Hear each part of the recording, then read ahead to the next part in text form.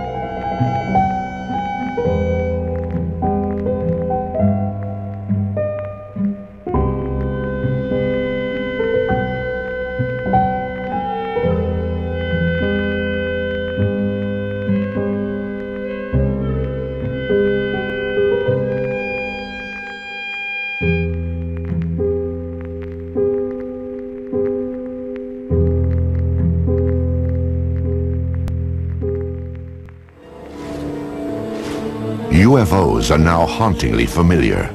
They have shared our skies for an uneasy 50 years. Eyewitness accounts testify to their breathtaking speed, unparalleled maneuverability, and uncanny silence. They are different than any aircraft made here on Earth. These stealthy visitors are called UFOs, unidentified flying objects. They have shown up unexpectedly in photographs taken all across the globe. Yet if we turn back the pages of history, there are intriguing hints that UFOs have been with us all along. Perhaps even as far back as 12,000 years ago, when our ancestors found shelter in the darkness of caves. The walls of these primitive dwellings were often painted with figures of hunters and the animals they hoped to snare. Recently, other images have come to light. These tracings were made from caves in France and Spain, and they show pictures not ordinarily associated with hunting.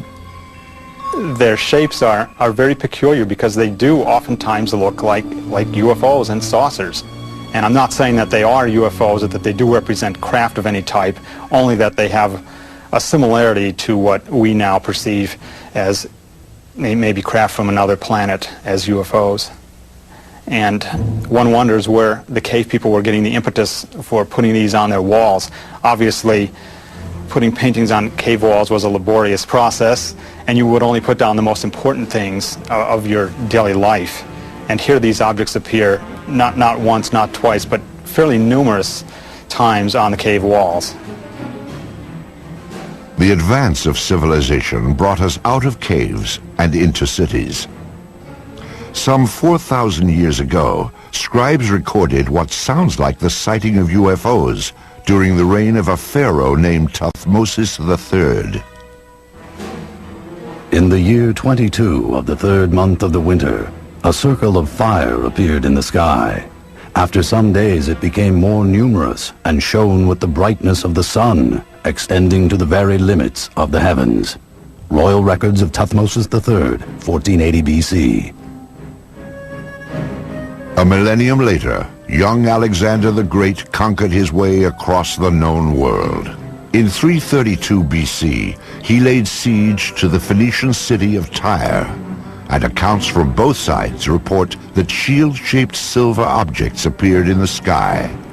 One supposedly sent down a beam of light that destroyed the city walls. Even the Bible itself contains passages that some say refer to alien spacecraft. I looked, and behold, a stormy wind came from the north, a great cloud with fire flashing through it, and a radiance round about it, while out of the midst of it gleamed something with a luster like that of shining metal. Ezekiel, verse 1. There are a number of reports from the past, and I believe that some of them are quite legitimate. But one of the things is you can't interview witnesses, of course. You can't get independent witnesses. You can't ask, well, what angle was it above the horizon? The problem we have with them is we have to take them totally at face value. It's always important in looking at these to remember that there are a lot of strange astronomical phenomena that only occur once in a while, like a star going supernova and suddenly appearing in the sky, or a comet which appeared unexpectedly. And so you always have to look at these from the point of view of astronomy. There could be some atmospheric phenomenon or an astronomical phenomenon that they were depicting as something supernatural. As the scientific awareness of the population grew, superstition was replaced by knowledge of what was actually going on in the heavens.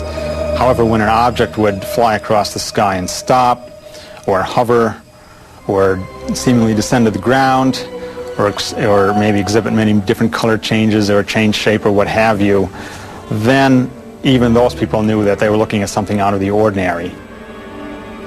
The residents of Nuremberg, Germany, had just such an experience on April 4th, 1561. On that day, the skies above the city filled with a chaotic array of tube-shaped objects and balls of light. Eyewitnesses called it a frightful spectacle. Chronicles of the time also report extraordinary displays over Basel, Switzerland, during the summer of 1566. These events were depicted in primitive woodcuts made by eyewitnesses. However, it was the talented master artists that have left us the most fascinating images. In 1998, an Italian writer named Daniela Giordano earned an award for her landmark study of the enigmatic flying objects depicted by Renaissance artists. She discovered that not only did the artist have these objects in the picture, but he also had people looking at these objects and shielding their eyes, as though the people were actually noting with amazement that something unusual was in the sky. It's unknown why the object's there, but it does appear, and it looks like a UFO. This apparently traditional religious work is known as the Madonna and Saint Giovanni. Here too, a witness to the flying object is placed unobtrusively, yet unmistakably, in the background. And it's very obvious that this person's attention is directed to the flying object. And the artist obviously wanted viewers of the painting to see that not only is there the Madonna in the painting, but that there's also an object in the background. Curious airborne craft show up in other media as well. These tapestries from the 1500s depict the life of the Virgin Mary. Lurking in the background is the familiar shape of a 1950s-style UFO.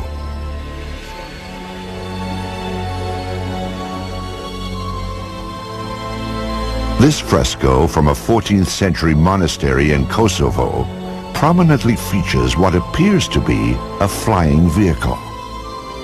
On this French coin, minted in 1680, a ray of light beams down from a colossal wheel-shaped object.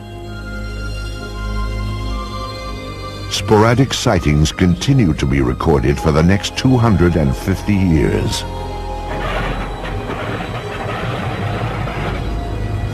In the 1940s, World War II pilots joined the long list of UFO eyewitnesses. Some of these pilots would later come forward to tell their stories as interest in UFOs increased after the war.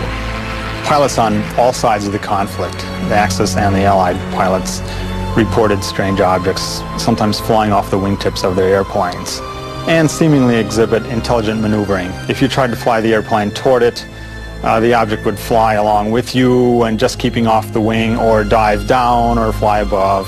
You couldn't catch up with it. I talked to a pilot of a B-24 bomber during World War II, and he said one circled around their airplane. Round, smooth, sleek.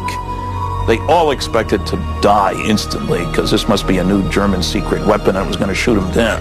And we sure don't have anything that looks like that and flies like that. I have one account where they actually fired out and they seemingly went through it. They didn't damage the object at all. Allied pilots thought they were secret weapons of the Germans. Germans thought they were secret weapons of the Allies, England and America, and they were even seen in the Pacific theater. However, after the war, it became clear that neither the Allies nor the Axis had produced these super aircraft. Someone else had. And they did exhibit maneuvering that, again, was much like the types of objects that were seen immediately after the war ended and called flying saucers at that time. Many believe that in July of 1947, near the top-secret airbase at Roswell, New Mexico, the United States military finally got a close-up look at these mysterious spacecraft. The Army Air Forces has announced that a flying disc has been found and is now in the possession of the Army.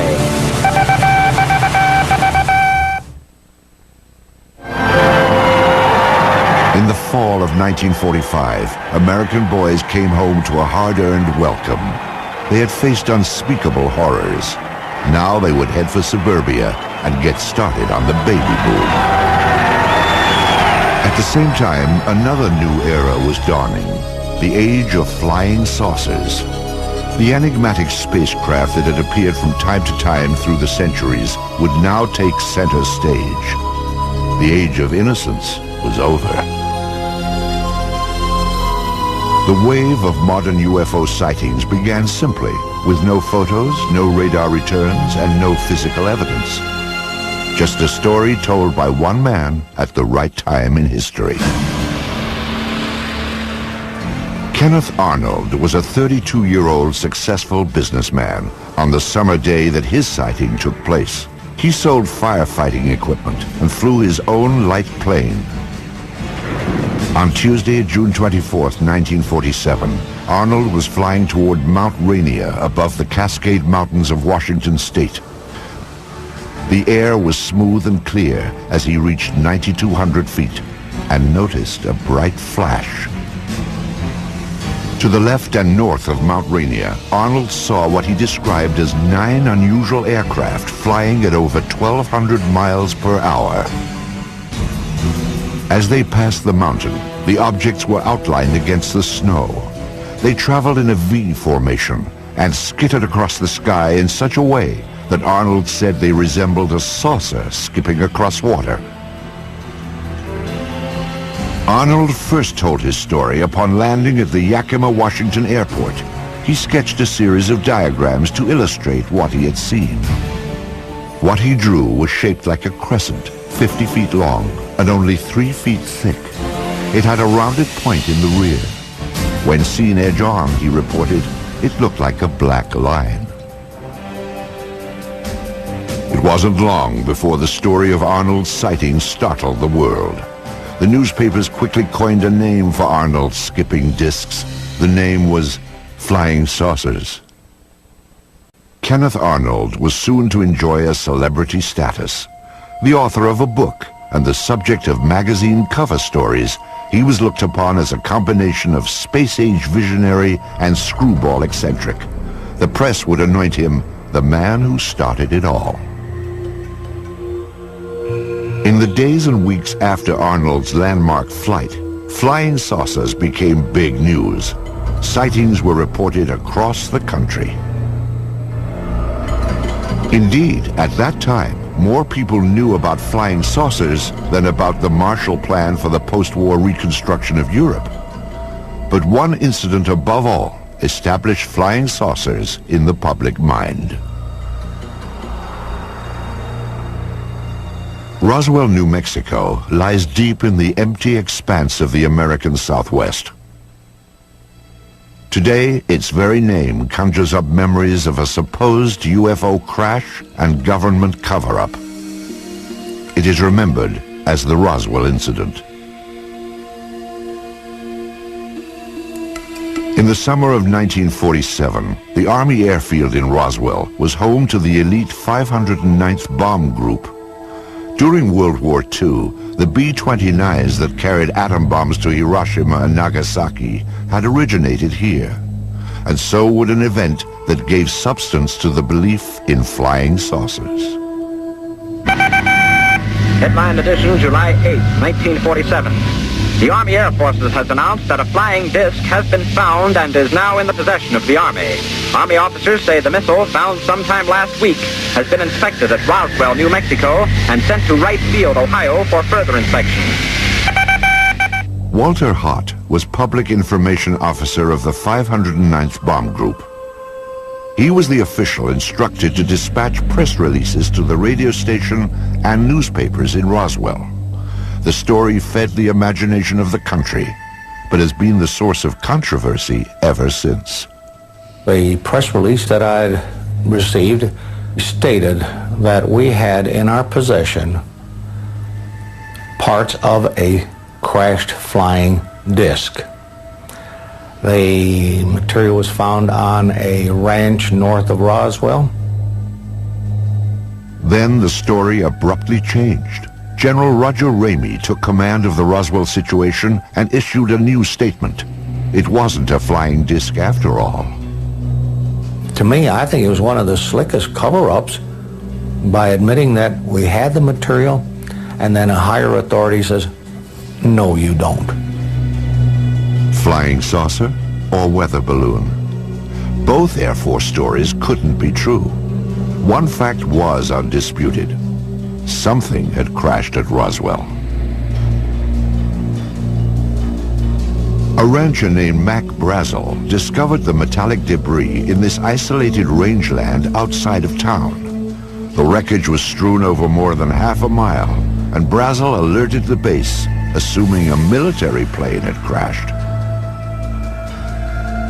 Jesse Marcel Jr. recalls that his father, the intelligence officer at the Roswell Army Airfield, had been dispatched to the debris site to determine what had crashed there. The night that my dad came home, he was very excited. He woke my mother and myself up and said he wanted to show us something very strange. And as I recall, he said this was parts of a flying saucer. I was 11, almost 12 at the time, and I had seen pieces of an airplane and weather balloons and things like that, but this was not like anything that I'd ever seen before. And the most intriguing portion of the debris that I recall seeing was what appeared to be I-beams. When I looked at this with the light reflecting on it, I noticed what appeared to be some symbols or writing along the inner surface of this I-beam. And the implication was this was something that came from some other planetary system. Author Kevin Randall researched the Roswell incident and learned more about the debris Major Marcel had collected. You have something called metal foil, been described by various people as like tin foil or lead foil. You wad it up into a ball, you drop it on the table, it unfolds itself and there's no sign of a crease. Randall interviewed some people who say they actually handled the mysterious wreckage back in 1947. It was all wadded up when he dropped it, and when he dropped it on the table and it hit the table, it spread out just like it was water. And so they all started holding it and playing with it, and they were trying to cut it with their knives, and they tried to burn it with their lighters, and they couldn't do any damage to it at all. There were also rumors of a second crash site with even more stunning discoveries. Frankie Rowe's father said that the fire department was called to the scene. There he had observed nothing less than actual extraterrestrial beings. They'd gotten a call on what they thought was a plane crash about 30 miles north of Roswell. And when they got out there, it was not an airplane. He said it was a flying saucer that had crashed. And there were little, what he called little people, and he said one of them was still alive. that there were two that were covered up laying on the ground, and he said they had been covered up, it looked like with body bags. And the one that was walking around there didn't appear to be hurt. Through his research, Kevin Randle has established what he believes happened next. According to a number of the eyewitnesses, the craft and the bodies were taken to Hangar 84 at the Roswell Army Airfield, where they were held for a period of time before the various flights were initiated and sent out of Roswell. Randle believes that crates containing the alien bodies and flying saucer wreckage were shipped out of the heavily guarded Hangar 84, never to be seen again. When the Air Force produced one meager weather balloon at the Roswell crash debris, many concluded it was part of a cover-up. In the 50s, there was the belief that the U.S. Air Force had proof of some sort that these were alien spaceships and was covering it up to prevent panic. There obviously was a cover-up of this accident, because years later my dad said he was actually part of the cover-up because he went along with the weather balloon story. Indeed, according to Marcel, his father revealed that he had been ordered to pose with wreckage from a weather balloon. My dad explained to my mother that this was a non-event. Don't even discuss it with your friends. Don't talk about it. I was a true Air Force brat. Believed in following the orders, you know. He didn't want me to talk about it, so we did not talk about it. These people were visited by military authorities. They were told to keep quiet. Frankie Rowe recalls such a visit from a man in a uniform. He started getting louder, and he kept saying, "Don't you understand? You did not see anything." And he had a nightstick type of thing with him that was kind of hanging on his belt. And he took that out, and he got very loud, and he started talking, and every time he would make a point, he would hit his hand with the nightstick. So he would say, "You didn't see anything, you were not there." And he said, "If you ever say one word about this the rest of your life, we will split up this family. If that's not enough," he said, "you know, this is a big desert out here. We can take you out in the desert." And he said, "No one will ever find your bodies." If this disturbing account is true, it can only be described as a death threat, a warning to remain silent about the Roswell incident. What was so vital to protect? In January of 1948, the Air Force would launch an investigation into the escalating flood of UFO reports.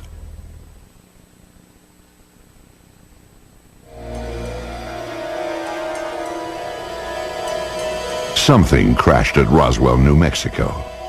But whether the object that fell from the sky in July of 1947 originated here on Earth or somewhere in outer space has been hotly debated for more than a half-century. Perhaps it truly was a weather balloon, as the Air Force insists. If so, that would deflate one of the seminal events in the history of UFOs. However, if the object was in fact extraterrestrial, the issue then becomes, what business did it have at Roswell? At the time of the Roswell crash, New Mexico was host to the most advanced military and scientific experiments on the face of the planet. In fact, the Roswell area was the only place in the world where testing of cutting-edge radar, rockets, and nuclear weapons could all be found. Perhaps these lurking UFOs had become a threat to national security.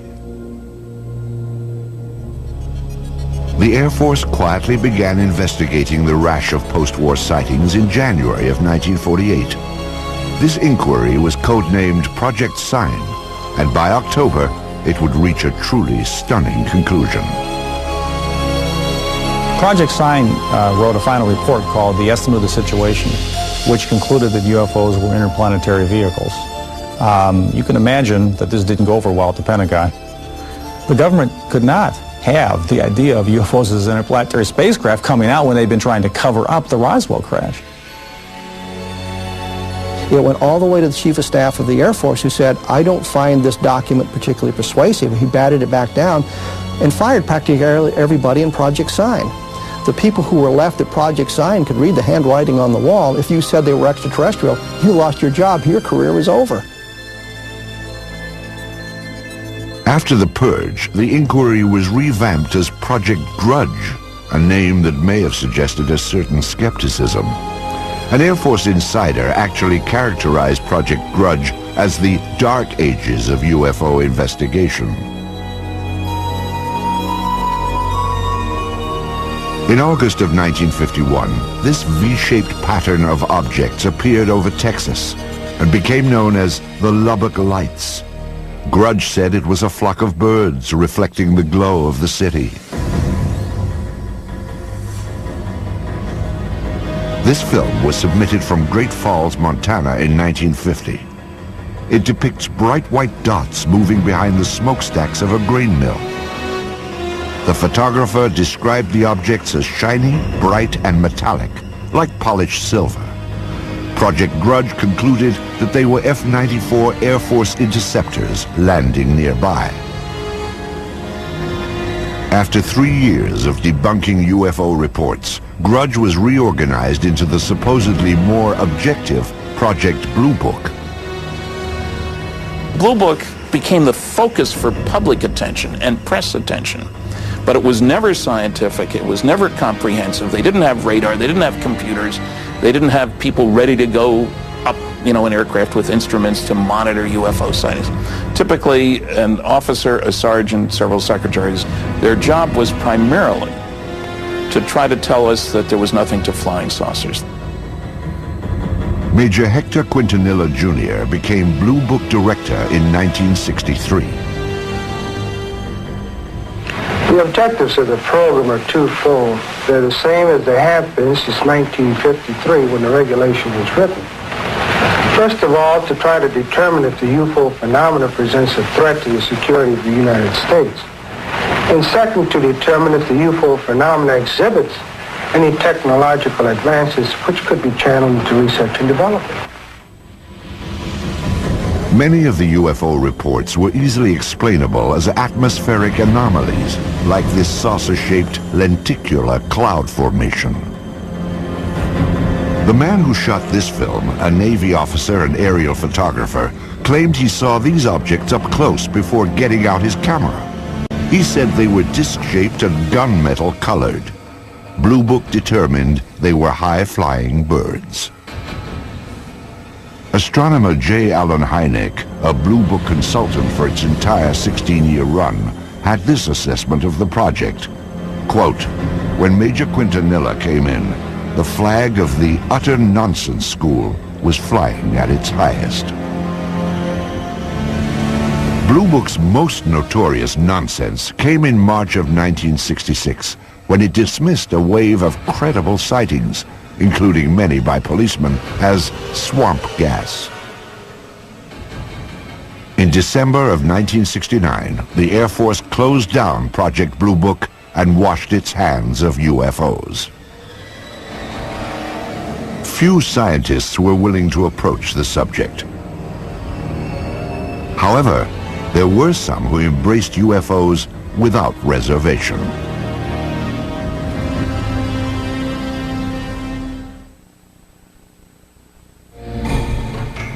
During the 1950s, the Air Force stood by its finding in the Roswell case. The crash was nothing more than a weather balloon. But newsreels show a public that continue to watch the skies, hoping to glimpse a spacecraft. Suddenly, people from coast to coast began seeing UFOs. What followed was a popular movement that embraced flying saucers and the spacemen who flew them. Ready or not, the flying saucers were coming.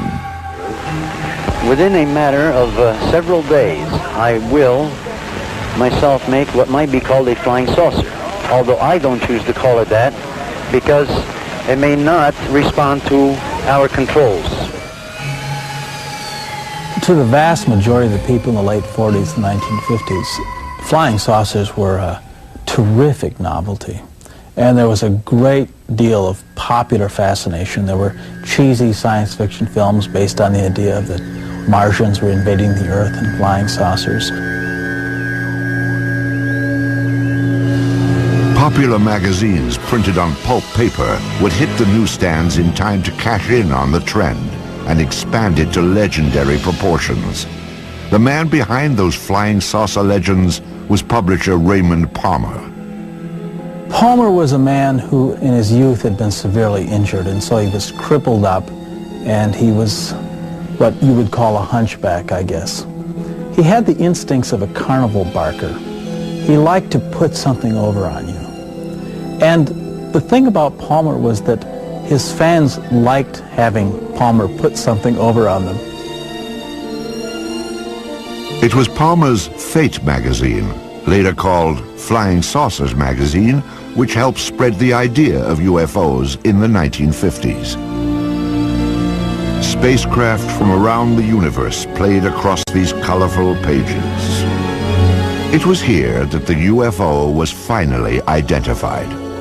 Now everyone knew they were spaceships from other worlds. What followed was a craze in the 1950s known as the contactee movement. Contactees were people who said that they had made contact with space people. I was aboard a flying saucer in the Nevada desert on 11 different occasions. I was taken into this monstrous saucer by one of the men and confronted with a lady captain. Beautiful complexion, beautiful appearing woman, and they're peaceful people. They mean no harm to us. They come down here to investigate what's going on Earth, and they certainly convinced me that they're peaceful, and they come from another planet they call Clarion. They told me there was life on Mars and that there were life on other planets as well, and all planets except Earth had interplanetary means of travel. The man credited with starting the contactee movement was a Polish immigrant and self-styled philosopher named George Adamski. In his book, Flying Saucers Have Landed, Adamski claimed that in 1952, he had been aboard an alien spacecraft. So I was picked up on a desert, in California desert, and I was taken to the mothership and they were flown around, not too close to the moon, but with instruments, similar, you might say, except it wasn't a camera, it was a regular sort of a telescopic instruments that we were able to see what was on the moon on the other side of it, see? Adamski's book detailed his meeting with a man from Venus called Orthon. There were also photographs of the spaceship he supposedly flew in. Adamski's books also reflected the political climate of the 1950s, like growing concerns about the arms race between the United States and the Soviet Union. When Orthon departed, he would leave behind these enigmatic footprints. Adamski said they contained a message urging an end to nuclear testing on Earth. In a similar vein, other contactees spoke of aliens from utopian planets who wanted to prevent all-out nuclear war. Best of all, these aliens looked just like us. I have a picture here of the gentleman who escorted me through the craft, and I would like to show it and describe it. This gentleman, he appeared almost as I am, except that he was about 5 feet 10 inches tall, weighing about 150 to 155 pounds, and they all appeared about that same size, including the lady. George Adamski would publish 2 more volumes on his contacts with beautiful space people from Saturn and Mars. He even had opportunity to take home movies of the scout ships that transported him, guided by robot pilots from Venus. The impact of Adamski's tales led to an explosion of flying saucer clubs and conventions. As the flying saucer phenomenon continued into the 50s, civilians began to become very interested, of course, people did, and clubs formed up with a classic meaning of the term club, hobbyists, as it were, that were just interested in the wilder, esoteric aspects of the phenomena, particularly the stories of people who said they were in contact with aliens. Many of the contactees would gather at the largest flying saucer festival of all time. It took place in California at a place called Giant Rock in March of 1954. It attracted over 5,000 outer space enthusiasts. How many trips have you made to outer space? Well, I'd say 350 or a few more. When was the last one? Well, first part of June. And who did you go with? Well, people from Jupiter. I have made telepathic contact for the past 8 years with many space people from many areas of space, both inside and outside of the solar system. Lectures were given from the Giant Rock, and stalls were set up to sell books, photos, and space-age souvenirs. Most importantly, conventions like this gave the contactees a place to exchange ideas, rumors, and reports. But I do believe what I see. And I am one of those who was inside a flying saucer. I seem to become one with the entire universe. Everything in the universe seemed to be contracted down to one small dot. What were their clothes like? The woman had a radiant red box-pleated skirt and a black velvet appearing blouse and a black and red tam or beret, and the men had clothes very similar to our Greyhound bus drivers. Contactees also described the alien spacecraft they had seen in astonishing detail. On July the 12th, I took a trip in a flying saucer, which I am pointing right here. The saucer was well equipped with rooms, bedrooms, bathroom, toilets, and this saucer, I went up into Mars, over the moon, Venus, Clarion, and Orion. When I say Orion, I do not mean Orion. It is a planet outside of our galaxy. Also popular among contactees was a belief that startling evidence was about to be revealed. We are going to see more and more of these visitors from space, and that before too long, the evidence will be incontrovertible, that you will have on your TV screens and on your movie screens concrete evidence that the ships are here and that they are real and they're not fantastic things which have been cooked up to make a movie. The contactee wave of the 1950s was a light-hearted sideshow to the UFO phenomenon. However, during this same period, photographs began to surface that suggested UFOs were no joke and had to be taken seriously.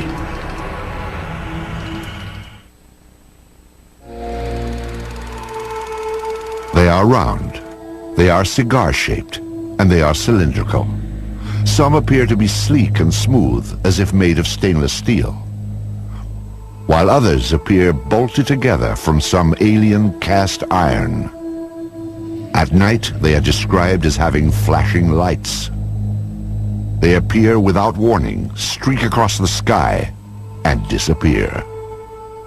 Many UFO films and photographs have been identified as natural phenomenon or hoaxes. But some UFOs appear in photos when we least expect them and defy explanation. UFO photo cases are tantalizing because they're some type of what you might think of as objective proof.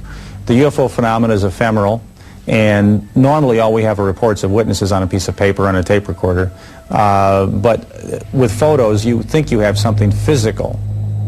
Indeed, photos offer some of the most convincing evidence that extraterrestrial aircraft may be real.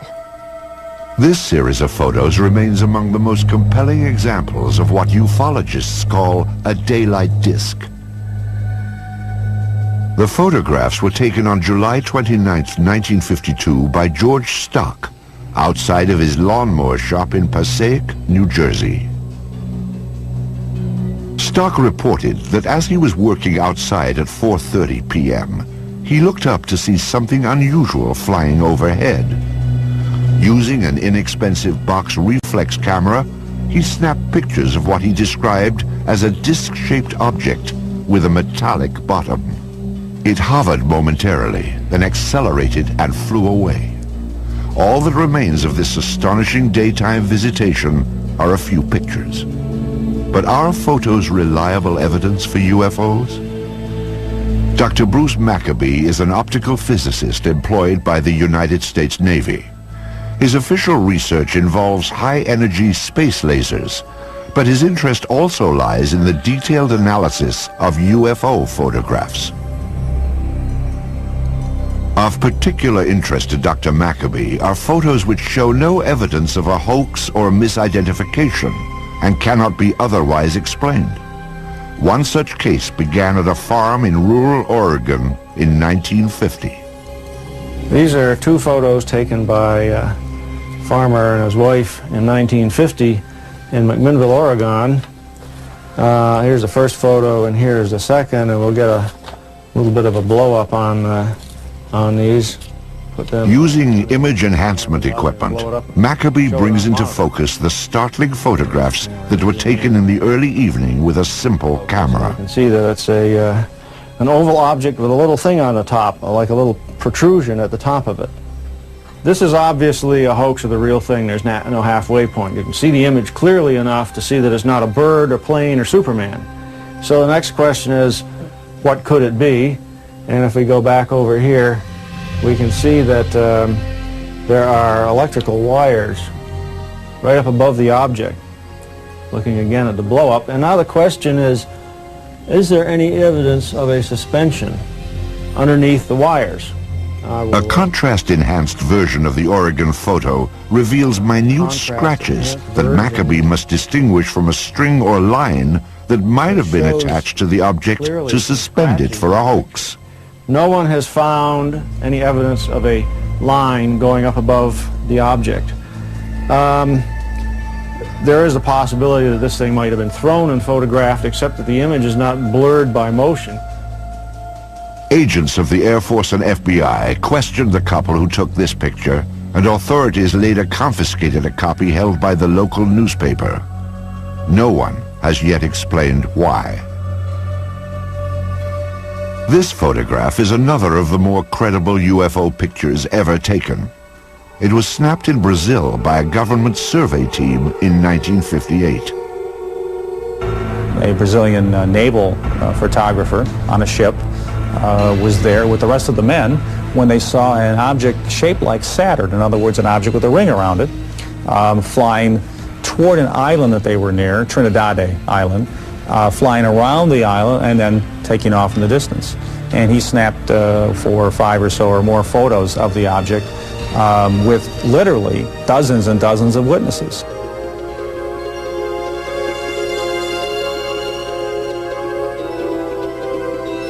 The sighting lasted nearly 2 minutes.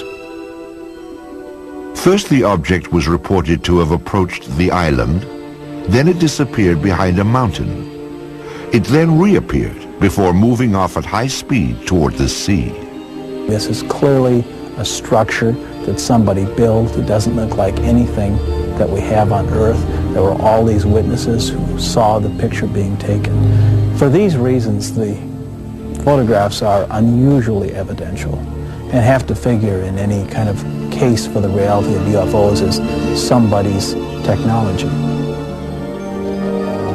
Because this is a multiple witness case done by scientists and a professional photographer, and it has many photographs, it probably has to be taken seriously as the #1 photographic case in UFO history. Soon after the photos were taken, Brazil's President Juscelino Kubitschek ordered them released to the press. His action stands in stark contrast to the apparent secrecy of official UFO inquiries in the United States, beginning with the Roswell incident in 1947. Even today, requests for government records are routinely refused. Documents that are released are often censored to the point of uselessness. Perhaps it is no surprise that many suspect a government cover-up, and conclude that unidentified flying objects may indeed originate somewhere other than Earth.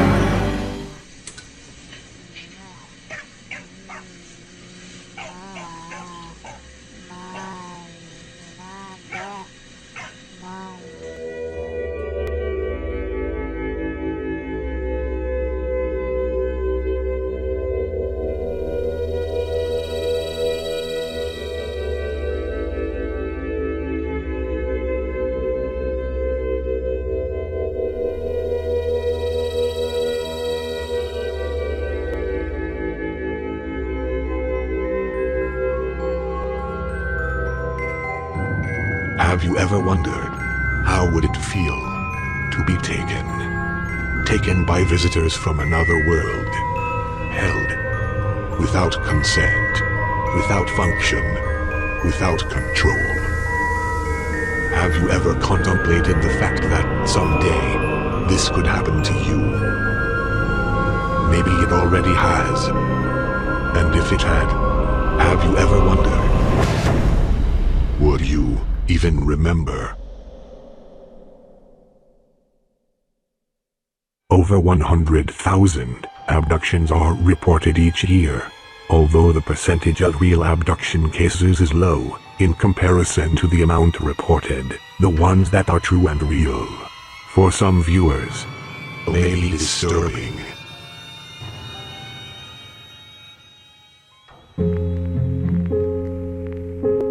For truth, one must question everything.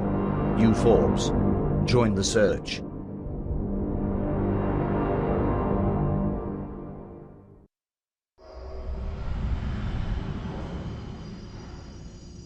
Thanks for watching. Subscribe to UFOrbs Disclosure channel for weekly UFO and orb sightings.